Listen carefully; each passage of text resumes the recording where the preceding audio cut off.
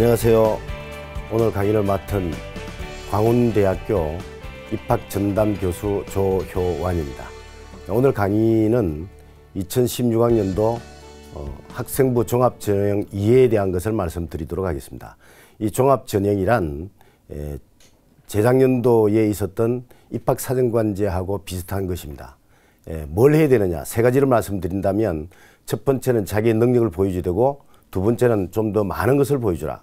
세 번째는 자기의 브랜드를 보여줄 필요가 있습니다. 남과의 어떤 차별화되는 것이 자기를 합격시키는 데 굉장히 유리하다. 이렇게 보시면 되겠습니다. 2016학년도 학생부 종합전형 2를 지금부터 시작하도록 하겠습니다.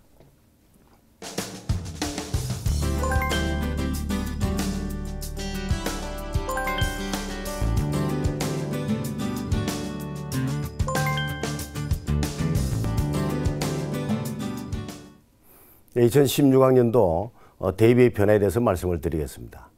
작년에 비해서 금년은 전체 모집 인원이 약 한 11,000명이 줄어든 상태입니다.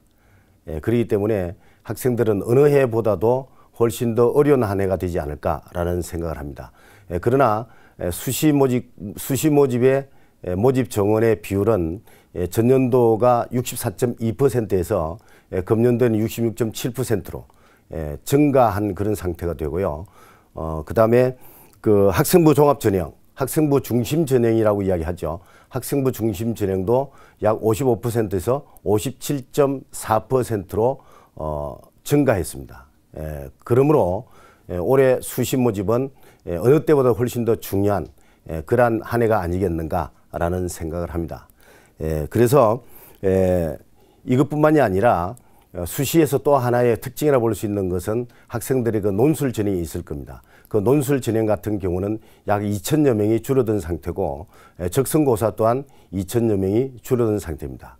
그러나 고른 기회 전형에서는 약 2,000여 명이 증가한 상태이기 때문에 학생들은 먼저 이런 전체적인 그 입시의 흐름을 보고 거기에 맞추어서 준비를 해주는 것이 좋을 것 같습니다. 자, 그러면 이번에는 2016학년도 수시 일정에 대해서 표를 보면서 설명을 드리도록 하겠습니다. 자, 먼저 저 표에서 보게 되면 작년도하고는 약간 다른 양상을 보이고 있는데, 전년도 같은 경우는 수시 접수를 할 때 추석이 끼어 있었습니다. 그래서 상당히 기간이 길었다고 볼 수 있는데, 금년에는 그것이 없는데 7일 중에서, 즉 9월 9일서부터 9월 15일 그 사이가 7일간인데 그 7일 가운데서 각 대학은 4일 이상을 접수하게 되어 있습니다.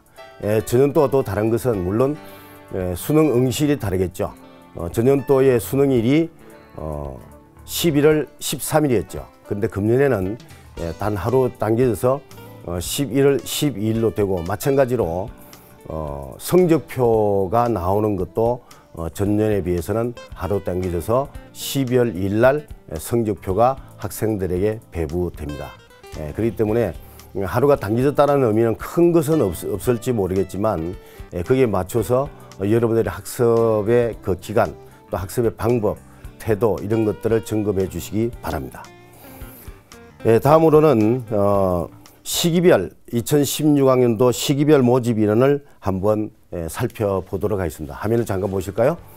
시기별 모집 인원, 아까 제가 말씀드린 대로 학생부, 논술, 실기, 기타 등으로 되어 있는데, 전년도에 비해서는 전년도가 64.2%라고 했죠. 그런데 금년도에는 66.7%로 늘어난 상태입니다. 그러나 늘어났다라고 하는 그 자체는 학생부 종합전형에서 늘어난 상태가 되겠죠.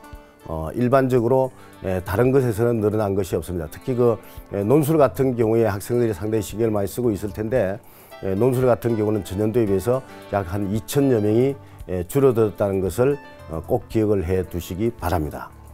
대입 전형 간소화 및 시기에 대한 것을 말씀드리도록 하겠습니다. 쭉 도표상으로 보신다고 하면 각 그 시군구별로 시도별로 이렇게 쭉 나와 있는데, 그 가운데서 학생부 교과 전형과 그 다음에 학생부 종합 전형 논술, 그 다음에 적성, 이런 것들 때문에 간소화라고 이야기를 하고 있습니다. 그런데 그 간소화 가운데에서 지금 현재 모집 인원이 늘어난 것은 종합 전형밖에 없는 택이죠. 나머지는 다 전년도에 비해서는 줄어든 상태가 됩니다. 그래서 학생부 종합 전형을 우리가 흔히 입학사정관제 전형이다라고 이야기를 많이 하고 있는 편이기 때문에 여러분들께서는 이 종합 전형에 대한 인원수를 잘 보시고 내가 지원해야 될 것이 어떤 부분인가, 또 각 시도별로 인원 자체가 얼만큼 되어 있는가라고 하는 것을 제대로 알고 지원을 해 주시기 바랍니다. 다시 말씀드리면 2015학년도와 2016학년도를 비교해 본다면 각 전형별 수시 인원이 차이가 납니다. 차이가 나는데 그 차이가 교과 전형 같은 경우는 감소했고 종합 전형 같은 경우는 앞에서 말씀드린 대로 증가를 했는데요. 수시에서 본다고 할 것 같으면, 수시만으로 본다고 할 것 같으면 전년도에 비해서 전년도가 33.2%였습니다. 그런데 금년도에는 38.4%로 대폭 늘어난 것을 볼 수가 있습니다. 그래서 학생부 종합 전형을 좀 잘 보시고 지원을 많이 해주시면 좋겠습니다. 다음으로 그 전체적으로 봤을 때 인원수가 쭉 나와 있긴 하지만 서울과 인천, 경기, 즉 수도권 쪽의 인원을 다시 한번 살펴보도록 하겠습니다. 수도권 인원을 보게 되면 앞에서 말씀드린 대로 쭉 그 인원수 자체가 종합전형, 학생부 종합전형에서 상당히 늘어나 있다라고 하는 것은 볼 수가 있겠죠. 앞에서 제가 2015학년도는 33.2%라고 말씀을 드렸습니다. 그런데 2016학년도에서는 38.4%로 상당히 증가한 편이죠. 논술만 본다 하더라도 논술이 전년도에는 17.9%였는데 금년도에는 15.94%로 약 2,000여 명이 줄어든 것을 볼 수가 있습니다. 그래서 논술 자체가 앞으로 증가하기는 힘들 것이다. 계속해서 줄어드는 그런 양상을 보이고 있는 반면에 학생부 종합전형은 계속해서 늘어나고 있는 상태이기 때문에 종합전형에서 내가 어떻게 하면 합격할 수 있을까라고 하는 것을 한 번 더 되짚어 볼 필요가 있을 것이다. 이렇게 볼 수가 있겠습니다. 다음 분에는 서울 지역의 주요 대학 유형별 모집 인원을 한번 표를 통해서 보도록 하겠습니다. 서울 지역인데요. 여기서도 마찬가지로 전년도하고 2015학년도와 2016학년도의 모집 인원을 비교를 해놨습니다. 거기에 나와 있는 것을 쭉 보게 되면 전년도에 비해서 모집 인원이 줄어들거나 혹은 늘어난 전형들이 많이 나타나고 있는데, 특히 그 고려대학 같은 경우는 학생부 교과 전형에서 630여 명이 늘어난 것으로 보입니다. 그런데 이것은 늘어난 것이 아니라 전년도에 학생부 종합 전형으로 있었던 학교장 추천 전형, 이것이 교과 전형으로 바뀐 상태가 됩니다. 교과 전형으로 바뀌었기 때문에 학생부 종합 전형이 좀 줄어든 것 같은 그런 느낌이 들 수가 있습니다. 표를 잘 보시면 알 수가 있을 것 같고요. 그 다음에 여기서 중요한 것은 연대 같은 경우, 연세대 같은 경우는 지휘 점수를 사용하고 있습니다. 내신 성적을 지휘 점수 사용하고 있다는 것을 반드시 아셔야 될 것 같고, 그 다음에 서강대학 같은 경우는 학생부를 3등급 이내만 되게 되면 0.5 만점 처리를 하고 있기 때문에 등급 1, 2, 3등급의 차이가 없다. 이것을 기억해 주시면 좋겠습니다. 그 다음에 그 한국 외대 혹은 경희대를 보게 되면 인원수가 굉장히 많이 있는데, 특히 외대 같은 경우는 외대 용인에 있는 분교라고 이야기를 하죠. 그 외대 용인 같은 경우도 전부 모집 인원에 다 포함이 되어 있기 때문에 굉장히 많습니다. 그래서 오히려 전년도보다는 늘어났다라고 하는 것을 볼 수가 있을 겁니다. 그 다음에는 각 그 수시에서 정말 각 대학별로 전체 모집 정원 가운데서 수시가 몇 %인가, 또 어떤 대학이 수시가 가장 많은가 하는 것을 한번 살펴보도록 하겠습니다. 여기 있는 대로 서울대학 같은 경우 70%가 넘죠. 근데 이 70%가 넘는 것은 서울대, 연대, 고대, 그 다음에 성균관대, 한양대, 중앙대까지 이런 대학들이 수시에서 70% 넘는 것을 볼 수가 있습니다. 그렇다면 우리 여러분들이 가장 가고 싶어하는 그런 대학들, 상위권 대학들의 수시의 모집 정원이 상당히 늘어나 있는 그런 상태이기 때문에 이런 대학들을 잘 공략할 수 있을 필요가 있지 않느냐라는 생각이 들고요. 여태까지는 수시에 대한 모집 비율 이런 것들을 중심으로 해서 살펴봤습니다. 그 다음에는 각 대학별로 이 전형 요소 및 반영 비율에 대한 것을 한번 살펴보도록 하겠습니다. 물론 주요 대학이죠. 그 표를 보면서 말씀을 드리도록 하겠습니다. 서울대부터 해서 지금 현재 나와 있는 각 대학별로 보게 되면 거의 대부분 다 단계별 진행입니다. 1단계, 2단계 이렇게 되어 있죠. 서울대도 역시 마찬가지로 단계별 진행이죠. 전년도와 마찬가지로 1단계에서 2배수, 그 다음에 2단계에서는 1단계를 가지고 오면서 면접 구술 각각 100, 100으로 이렇게 보고 있습니다. 다시 말씀드리면 1단계에서 서류평가를 통해서 합격을 해야만 2단계 갈 수 있고 2단계 대부분이 주로 면접을 보고 있기 때문에 면접의 중요성을 다시 한 번 더 느낄 수가 있을 겁니다. 단 이 부류에서 약간 벗어난다고 볼 수 있는 것이 어디냐면 그 서강대학하고 성균관대학이죠. 서강대학과 성균관대학은 서류 100% 단계별 전형이 아닙니다. 일괄 합산 전형이다라고 하는 것을 아시면 되고, 표에서 나와 있는 대로 성균관대학의 수능 최저가 없는 걸로 되어 있습니다. 대부분 없습니다. 그러나 글로벌 인재 전형에서 의과생, 의대생을 5명을 선발을 하는데 그 5명에 한해서만 최저 학력이 있고 나머지는 최저 학력이 없다는 것을 명심해 주시면 좋겠습니다. 일부에, 즉 5명에 한해서만 최저 학력이 있다, 이렇게 보시면 되겠죠. 일괄합산 전형을 하고 있는 대학은 여기 있는 대로 서강대학과 성균관대학을 제외한 나머지 대학들은 대부분 다 단계별 전형이고, 단지 서류 100%로서 일괄합산 전형을 하는 대학은 단국대 정도가 있다, 이렇게 보시면 됩니다. 건국대학 같은 경우는 그런 기회 자기 추천 전형이죠. 자기 추천 전형과 그런 기회 전형인데, 여기 보게 되면 1단계에서는 3배수 서류 100%로 보지만 2단계에서는 면접 100%로 되어 있습니다. 그러니까 1단계에서 받았던 그 점수는 제로 베이스화 되고 면접에 의해서 합불이 결정된다, 이렇게 보시면 되겠죠. 광운대학 같은 경우는 1단계에서 3배수를 그 서류 100%로 뽑고 2단계에 가서 그 1단계 성적을 40% 가져오고 2단계에서 면접 60%가 되죠. 이럴 경우는 1단계 성적 자체가 그렇게 크게 중요한 것은 아닙니다. 2단계에서 면접이 훨씬 더 중요하다, 이렇게 보시면 되죠. 어쨌든 각 대학별로 보면 1단계 성적을 몇 프로 가지고 2단계 면접이 있기 때문에 그 면접에서 뒤질 수 있는 확률이 꽤 높기 때문에 면접을 잘 보셔야 된다는 것을 말씀을 드리겠습니다. 논술 실시 대학을 한번 살펴보도록 하겠습니다. 전년도에 논술을 실시한 대학이 모두 29개 대학이었죠.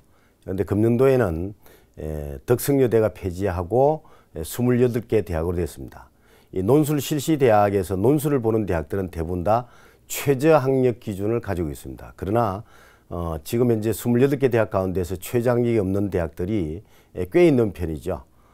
시립대, 한양대, 광운대, 건국대, 그 다음에 서울과학기술대학, 이런 대학들은 최저 학력 기준이 없습니다.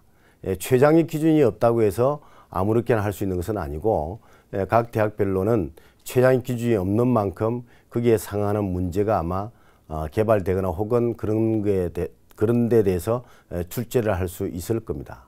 그렇기 때문에 가장 중요한 것은 기본을 만큼 익히느냐, 개념 정리를 잘하느냐, 원리를 잘 알고 있느냐, 응용력이 있느냐, 된다라고 하는 것이 관건입니다. 무조건 논술을 보겠다라고 해서 다 논술을 볼 수 있는 것은 아니고 그런 부분들에 대해서 잘할 수 있는 학생들이 합격할 수 있지 않겠는가라는 생각을 하는데요. 재작년도에 논술에 지원을 해서 합격자와 불합격자를 한번 갈라본 적이 있습니다. 그런데 논술에서 합격자의 합격률이 그렇게 높지 않다는 것을 일단 말씀을 드리겠고 나중에 말씀을 다시 한번 드리겠습니다. 논술에서 각 대학별로 최저학력 기준이 있습니다.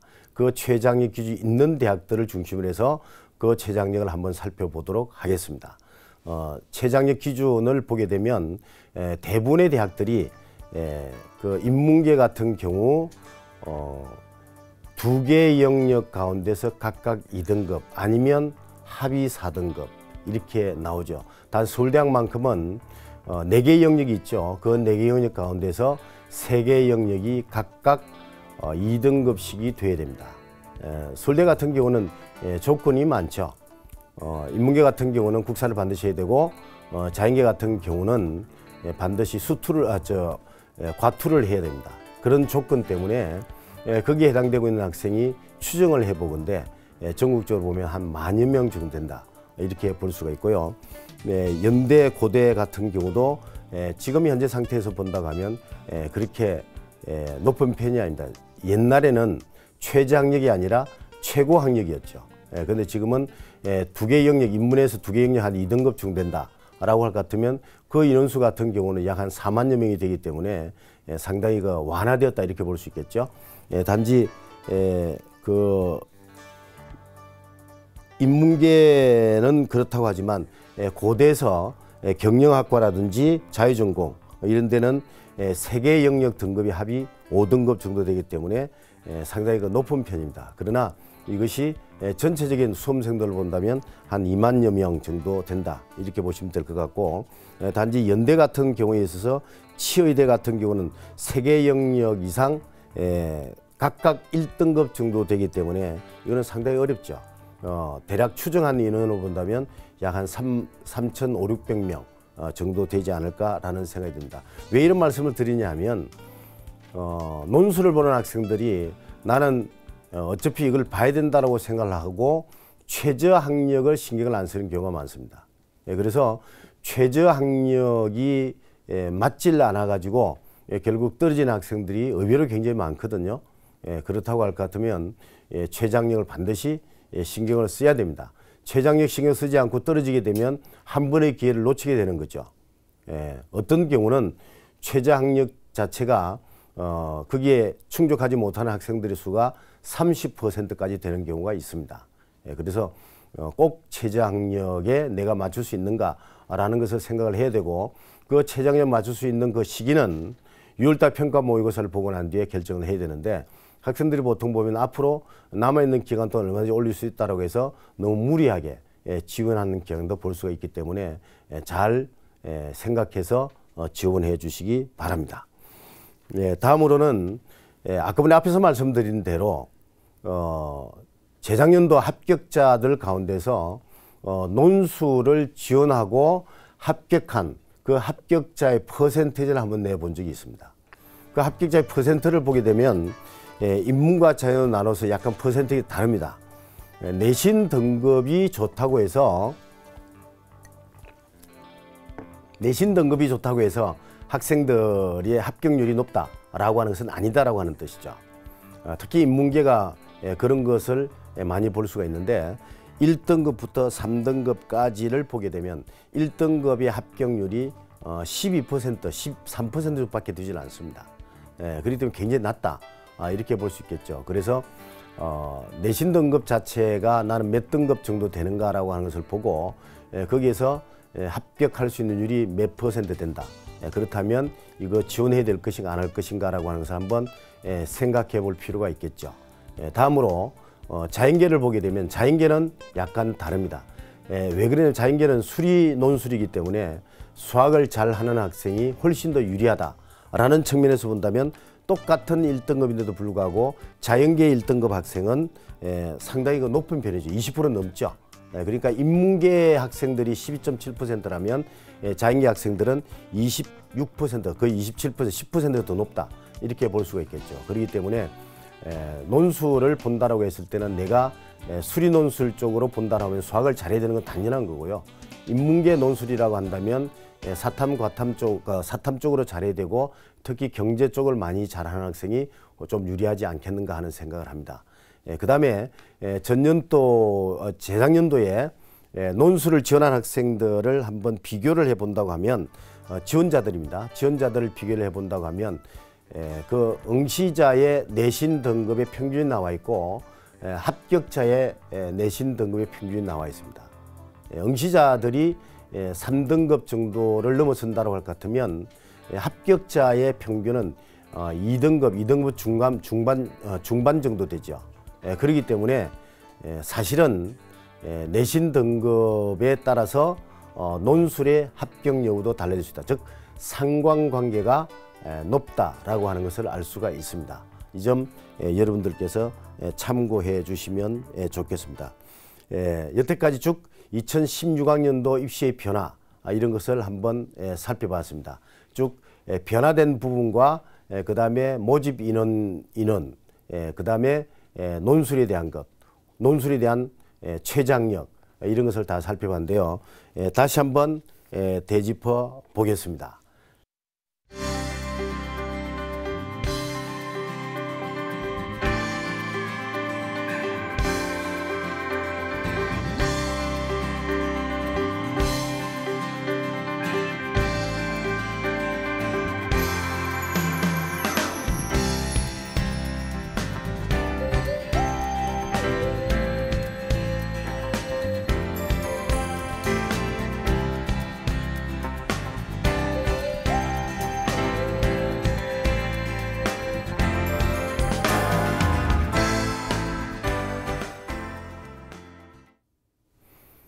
이번에는 가장 중요하다고 볼 수 있는 생활기록부 작성법에 대한 것을 말씀을 드리도록 하겠습니다. 지금 현재 서류의 간소화 등으로 해서 학생들 개인별로의 정보가 상당히 부족한 편입니다. 대학에서는 가장 중요하게 보는 것이 생활기록부를 보는 거죠. 생활기록부 속에서 이 학생이 어떻게 녹아 있는가라고 하는 것을 이야기할 수 있는 것인데 생활기록부 작성법에는 여러 가지가 있을 수가 있습니다만 먼저 학생들 대학에서 원하는 인재상이 어떤 것인가라고 하는 것을 먼저 알고 생활기록부를 한번 점검해 보시면 좋을 것 같습니다. 지금 현재는 각 고등학교에서 생활기록부를 작성하고 있는 시기라고 알고 있습니다. 그래서 이 강의를 듣고 자기의 그 생활기록부가 어떻게 되어 있는가라고 하는 것을 한번 살펴봤으면 좋겠습니다. 대학이 원하는 인재상이라고 하는 것은 첫 번째가 학교 생활을 충실히 하고 학업 능력이 우수한 학생들입니다. 학교 생활을 충실히 하지 않는 학생들은 대학에서는 그렇게 좋아하지 않습니다. 거기에다가 대학은 아카데미죠. 학문의 전당이라고 본다고 하면 학업 능력이 우수된다라고 하는 그런 이야기 될 것이고 그 다음에 학교 생활을 충실히 한다라고 하는 것도 있지만 그 학교 생활을 충실히 할 때 얼만큼 적극적으로 능동적으로 진취적으로 하는가라고 하는 것이 생활기록부상에서 나타나 있어야 된다라고 하는 이야기고요. 그 다음에 학생들은 다양한 경험을 필요로 합니다. 그래서 자기의 그 주어진 환경, 그 다음에 그 문화 이런 부분들에 대해서 내가 얼만큼 내 시각을 넓혀 나가느냐라고 하는 것이 굉장히 중요하기 때문에 이런 학생들이 정말 좋은 학생들이다 이렇게 볼 수 있는 것이고 또 하나는 요즘 인성에 대한 것을 이야기를 많이 하고 있죠. 인성에 대한 이야기를 많이 하고 있기 때문에 사회적 약자에 대한 배려 또는 우리 반, 우리 학교에서 소위 이야기하면 왕따를 당하거나 아니면 약자라고 할 수 있는 학생들에 대한 배려를 얼만큼 하고 있느냐 이것은 바로 인성과 직결이 되는 것이기 때문에 이런 사회적 약자에 대한 배려가 있는 학생들 이런 학생들도 대학은 굉장히 좋아한다 이렇게 볼 수 있는 것이 되고 그 다음에 지금은 우리나라에 국한돼서만 살아갈 수 있는 것은 아닙니다. 범세계적이라고 봐야 되겠죠. 그렇다고 하면 글로벌 리더로서의 어떤 자질 이런 것들이 상당히 중요하다 이렇게 볼 수 있겠고 그 다음 마지막으로 가장 중요하다고 볼 수 있는 것은 바로 자기주도 학습 능력을 가지고 있는 학생이다. 자기주도 학습이라고 하는 것 자체는 꼭 학습에만 국한되어 있는 것은 아닙니다. 교과에만 국한되어 있는 것이 아니라 학교 재반 활동에 대해서 다 자기주도성을 가지고 있어야 된다. 더더구나 요즘 필요로 하는 것이 뭐냐면 자기관리 능력입니다. 학생들이 자기관리 능력 없이 일을 해 나갈 수는 없지 않을까 하는 생각을 하게 됩니다. 그래서 자기관리 능력이 정말 필요한 것이고요. 그 다음에 이런 자기관리 능력을 통해서 자기 학습 역량을 신장시키지 않으면 안 된다. 이렇게 볼 수 있기 때문에 방금 제가 말씀드렸던 그런 부분들이 대학에서는 필요로 하는 인재상이다. 이렇게 말씀드릴 수가 있겠습니다. 그 다음으로는 학교생활기록부 작성법에 대한 것을 이야기할 텐데 이게 왜 필요하냐, 왜 중요하냐라고 하는 이야기죠. 생활기록부 상으로 본다고 할 것 같으면 이것은 교육과정, 학교 교육과정 전반적인 것을 다 배우는 그 부분들에 대해서 나를 보여주고 있는 것이다. 그래서 항목별로 봤을 때 필요하지 않는 항목이 없습니다. 1번 인적사항에서부터 마지막 종합의견란까지 몽땅 다 필요하다 이렇게 보면 되겠죠. 그렇다면 그런 데에서는 자기 자신이 어떤 능력을 가지고 있고 자기가 어떤 활동을 할 때 어떤 역할을 했는가라고 하는 것이 제대로 나와 있어야 되겠다라고 하는 그런 뜻이 되겠죠. 그 다음에 또 하나는 모든 전국에 있는 2,300여 개 고등학교가 똑같은 형식을 가지고 생활기록부를 작성을 합니다. 요즘 같은 경우 생활기록부 작성법에 대한 것이 워낙 많이 알려져 있기 때문에 각 학교에서 하고 있는 작성법이 그냥 비슷비슷하거든요. 비슷비슷하다라고 했다면 그 중에서 특출한 아이들 또는 우리 대학에 맞는 학생들을 선발하고자 한다고 하면 어떤 특성이 그 학생의 특성이 나타내야 되지 않느냐. 그러면 그것을 하기 위해서 내가 어떤 식으로 학교 생활을 하고 만들어 나갈 것인가. 만들어 나간다면 약간 어폐가 있지만 그걸 행할 것인가 하는 것을 한번 생각해 볼 필요가 있습니다. 그래서 전국에 2,300개 고등학교 몽땅 다 같은 형태의 것을 쓴다고 하면 그것은 공정성과 신뢰성을 확보할 수 있는 것이다. 이렇게 볼 수 있는 것이 되겠죠. 각 고등학교별로 다르다면 양식이 다르다라고 할 것 같으면 그것은 신뢰성이나 공정성이 없다고 볼 수 있는데 지금 다 같은 것이기 때문에 신뢰성이 있다라고 하는 이야기 되고 그 다음에 이것을 단 한 사람이 한 선생님이 기록한다라고 하면 한 선생님의 시각에서만 바라본 것이 되잖아요. 그런데 고등학교는 3년 과정이죠. 1학년, 2학년, 3년 과정이니까 최소한 3분 선생님이 기록하는 것이다. 그러면 3분 선생님이 한 학생을 바라보는 시각이 나타나 있을 것이고 그런 시각에 의해서 대학은 선생님이 보는 시각에 따라서 그 학생을 평가할 수밖에 없는 것이고 그래서 합부를 결정할 수 있을 것이다 라고 하는 그런 뜻이 되겠죠. 더더구나 지금 생활기록부는 앞에서 말씀드린 대로 지금 서류의 간소화 등으로 해서 학생들의 개인정보가 그만큼 약화되어 있는 것이기 때문에 가장 평가의 기준점이 되는 것이 학교생활기록부입니다. 그래서 이 학교생활기록부를 제대로 작성을 해야만 학생을 제대로 알 수 있는 것이고 그래서 선발할 수 있을 것이다 라는 의미에서라도 학교생활기록부는 굉장히 중요하다고 말씀드릴 수가 있겠습니다. 자, 그러면 이제부터는 생활기록부를 어떻게 기록해야 되는가 그 기록 방법에 대해서 잠깐 말씀을 드리도록 하겠습니다. 표를 보시면 쭉 우리가 학교 생활하는 것들이 쭉 나와 있습니다. 특히 창의력 체험활동에서 보게 되면 자율활동, 동아리활동, 봉사활동, 진로활동 등이 나와 있고 그 다음에 교과 학습발달상 같은 것도 나와 있습니다. 이런 것들을 적어 나간다고 할 것 같으면 그 학생이 그 학교에서 수준이 얼만큼 되는가 그 수준 자체를 대학에서 제대로 파악할 수 있도록 만들어줄 필요가 있습니다.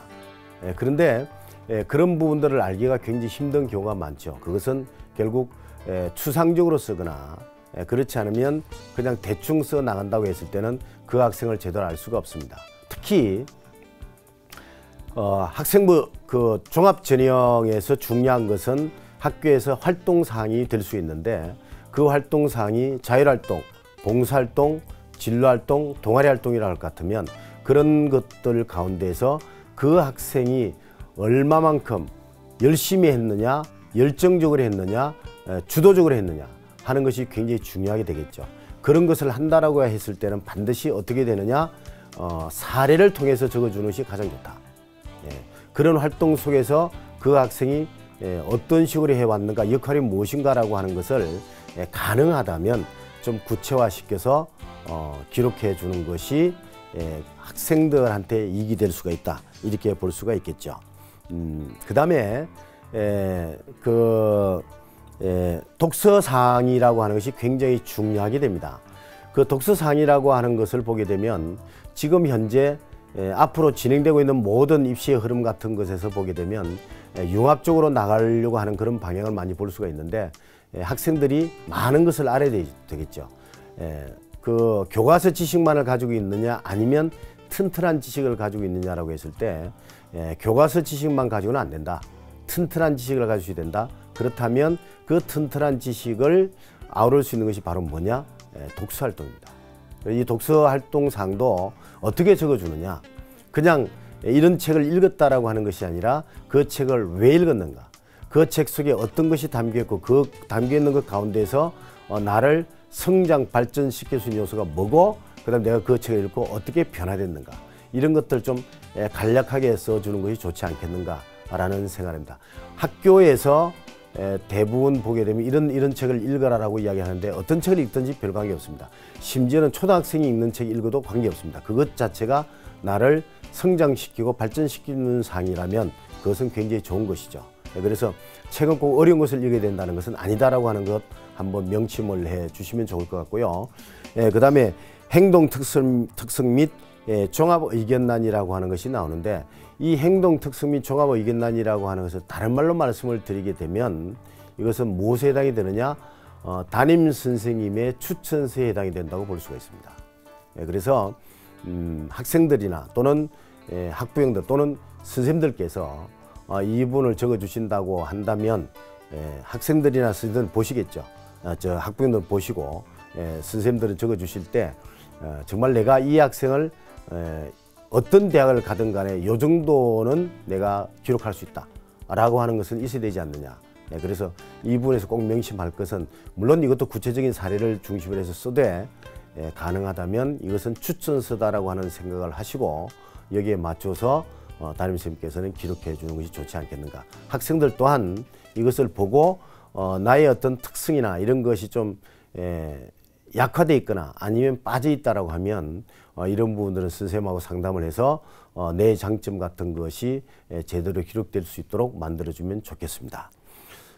그 다음에는 대학에서는 어떻게 이런 부분들을 보고 평가하는가, 평가 요소에 대한 것을 말씀을 드리도록 하겠습니다. 평가 요소는 대학마다 약간 다른데요.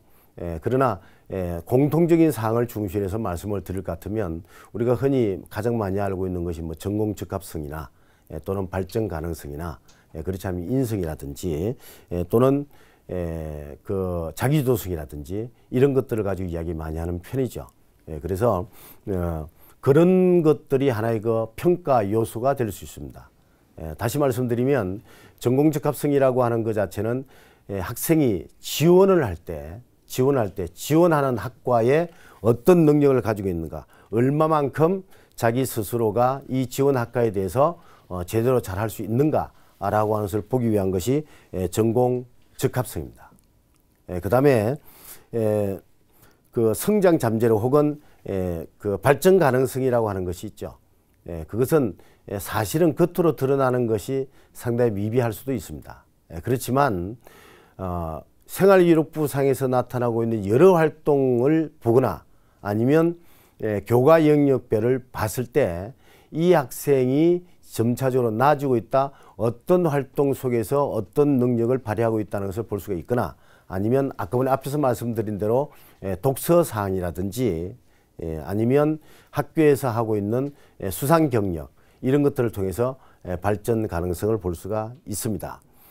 그 다음에 또 하나는 앞에서 말씀드린 대로 인성에 대한 것이죠. 그걸 관계 지향성이라고 이야기를 하기도 합니다. 그 인성에 대한 것을 본다고 하는 것은 그냥 착하고 준법 정신이 강하고 청소 잘하고 하는 것이 꼭 그 인성이 좋다 이렇게 볼 수 있는 것은 아니라고 판단합니다. 그 말은 결국 모든 학생들은 다 착한 학생들이죠.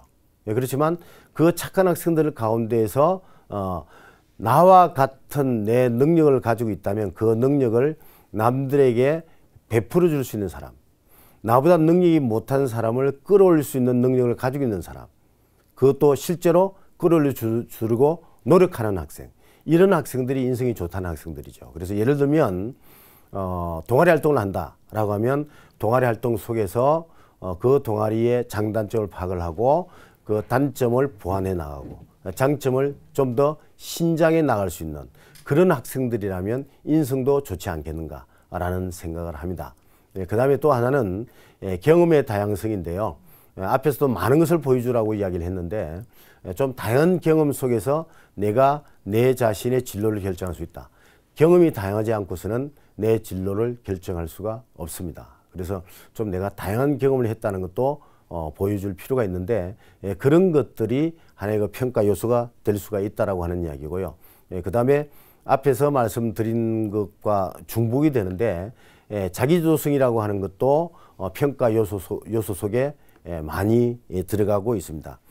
내가 교내 활동을 하든 학급에서 학급 임원으로서 활동을 하든 뭘 하든 간에 그런 활동을 할 때 내가 얼만큼 적극적으로 하고 자기주도적으로 할 수 있느냐라고 하는 것을 보여준다면 좋은 점수를 받을 수가 있을 것이다. 그래서 대략적으로 본다면 대학은 10개 이상의 평가 요소를 가지고 평가하지 않습니다. 몇 개의 평가 요소를 가지고 평가를 하기 때문에 그 평가 요소에 정말 좋은 점수를 받을 수 있도록 하기 위해서는 그런 것들이 생활기록부에 드러나 있어야 된다라고 하는 것 다시 한번 강조해 드리고 싶습니다.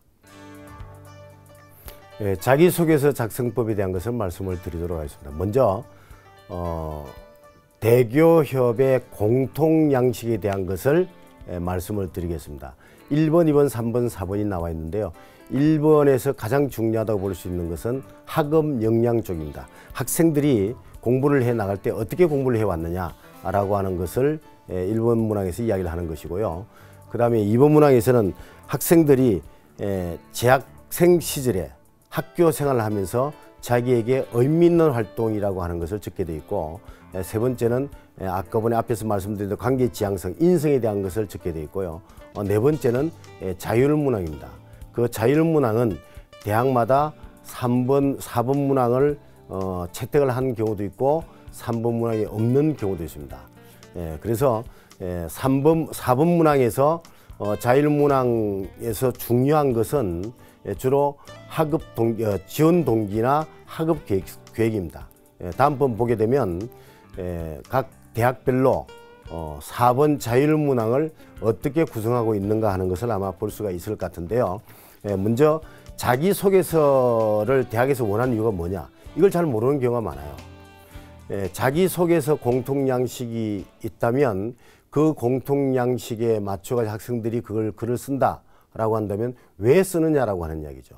생활기록부만 보면 되는데 근데 이것은 생활기록부에서 미비하거나 혹은 약화되어 있거나 혹은 내 스스로의 어떤 특징을 잘 찾아내지 못할 경우는 자기소개서를 통해서 자기 자신을 충분히 나타낼 수 있도록 만들어주기 위한 것이다. 그래서 자기소개서를 보는 이유의 첫 번째는 대학에서는 내 제자가 될 학생들을 내가 한번 보겠다라고 하는 뜻도 될 수 있는 것이고 그 다음에 우리 대학의 이념에 맞는 학생인가 아닌가라고 하는 것도 살펴보고자 하는 것이죠.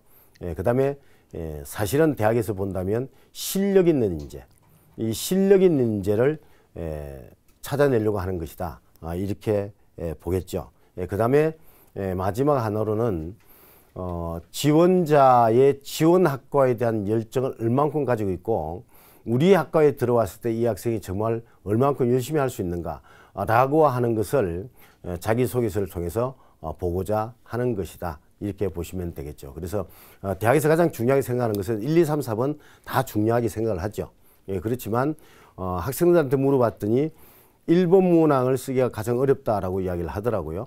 일본 문항이 어렵다라고 하는 말의 뜻은 결국 학생들이 자기의 어떤 교과목의 실력을 향상시키기 위해서 어떤 식으로 얼만큼 노력했는가라고 하는 것을 잘 모른다라고 하는 이야기거나 아니면 그런 노력을 안 했다는 이야기도 될 수 있겠죠. 그래서 일본 문항을 쓸 때는 내가 어떤 식으로 공부를 해봤다, 왜 했는가라고 하는 것부터 해서 어떤 방법으로, 그래서 내 성적이 어떻게 됐는가라고 하는 것으로 순서대로 좀 적어줬으면 좋겠다라고 하는 생각을 하고요. 다음 프로는 이것보다 이것만큼 중요하다 볼 수 있는 것이 4번에서 지원 동기 및 학업 계획서가 되겠죠. 근데 그 지원 동기 및 학업 계획에 해당되고 있는 대학들이 몇 군데 있습니다. 카이스트나 포스텍이나 또는 경희대학, 고려대 강원대 이런 대학들이 있습니다. 그래서 이 부분들은 대부분 다 공통적인 사항이 뭐냐면 지원 동기 및 학업 계획입니다. 그래서 지원 동기가 명백해야 되고 대학에 들어와서 어떻게 내가 공부를 하겠다라고 하는 것을 제대로 글자 수에 맞춰서 적어주면 좋겠습니다. 다음으로 자기소개서의 항목 가운데서 중요한 부분을 한두 개 정도만 말씀을 드리도록 하겠습니다. 일단 그 학생들이 일본 문항에서 학업 역량을 나타내주고 있는 것이기 때문에 공부를 잘하고 싶은 생각이 들어야 되겠죠. 그 공부를 잘하고 싶은 생각 같은 것이 사실은 나타나 있어야 되거든요. 그래서 지금 화면에서 보는 것 같이 도대체 어떻게 공부를 하셨습니까? 교과서 위주로 혼자 공부를 열심히 했습니다 라고 하는 말을 했는데도 불구하고 나는 그 말이 나에게 와닿질 않더라. 그래서 어떻게 보면 교과서를 읽는다라고 하는 것이 암호를 푸는 같은 그런 느낌이 들었다라고 하는 그런 이야기죠. 나는 정말 다른 학생들과 똑같이 교과서를 좀 더 잘해보고 싶다라고 하는 생각이 들었다는 이야기죠. 이것은 결국 공부를 잘하고 싶은 생각이다 이렇게 볼 수 있는 것이 되겠죠. 그 다음에 학업 역량한테 중요한 것이 뭐냐면 지적 호기심이죠. 어떤 분야에 대해서 내가 관심을 가지고 있었다라고 하는 것이 될 텐데 그래서 화면에 나와 있는 것을 본다고 하면 앞에서 말씀드린 교과서 자체가 암호를 해독하는 느낌이 들었다. 그런데 모 대학 교수님의 이야기를 듣고 비판적 사고에 대한 강의를 들었었는데 그 사고에 나와 있는 것을 보게 되면 차이점이라고 하는 것은 바로 이런 것들이다. 존재와 타존재의 관계, 이런 차이점이더라. 그래서 그것을 내가 가지고 그것을 알고 난 뒤에 활용할 수 있는, 지식을 활용할 수 있는 부분을 문학에다가 적용을 시켜서 했더니 성적이 굉장히 좋아졌다라고 하는 그런 이야기가 되겠죠. 그래서 이런 부분들을 본다면 이 학생은 사실 공부를 잘하고 싶은 생각에서부터 지적 호기심, 그 다음에 활용 능력까지 다 가지고 있는 것이기 때문에 상당히 뛰어난 학생이 아니겠는가라고 하는 그런 생각이 듭니다. 그 다음에 지원 동기 같은 것은 쭉 한번 내가 정말 이 학교에 왜 지원했는가 하는 것을 제대로 알고 지원 동기를 잘 쓰셔야 되고 그렇다면 마지막으로 종합적으로 봤을 때 학생부 종합 전형의 전형이 어떻게 만들어지는가라고 하는 것을 도표를 통해서 말씀을 드리도록 하겠습니다. 사람은 다 개인 역량을 가지고 있는데 그런 개인 역량을 학교 활동 속에서 보여줘야 됩니다. 그걸 학교 생활에서 보여줘야 되겠죠. 그 학교 생활에 보여주는 것이 바로 생활기록부 기록이 되는 것인데 중요한 것은 활동만이 중요한 것이 아니라 뭐가 중요하다고요? 교과 성적이 중요하다고요. 내가 이런 진로를 택했다, 이런 활동을 한다라고 하면 내가 앞으로 무엇이 될 것이다라고 한다면 그것이 되기 위해서 어떤 학과로 가야 되고 그 학과에 가기 위해서는 어떤 과목을 잘해야 될 것이다 라고 하는 것이 나타내 있어야 되겠죠. 그래서 이런 부분들이 삼일체가 되었을 때 비로소 여러분들은 생활기록부뿐만이 아니라 학교 생활도 잘할 수 있으리라고 생각을 합니다. 어쨌든 지금 현재 중요한 것은 여러분들이 어디에 지원할 것인가 라고 하는 것과 지원했을 때 지원 동기, 그 다음에 학업 계획서 이런 것들이 나타내야 되고 지금 학년을 마무리하는 작업에서 여러분들이 생활기록부상에서 어떤 것이 좀 부족한가라고 해서 잘 알고 오늘 강의한 내용을 중심으로 해서 다시 한번 살펴보고 여러분들이 정말 올해는 여러분들이 원하는 대학에 꼭 합격하기를 기원하면서 강의 마치도록 하겠습니다. 감사합니다.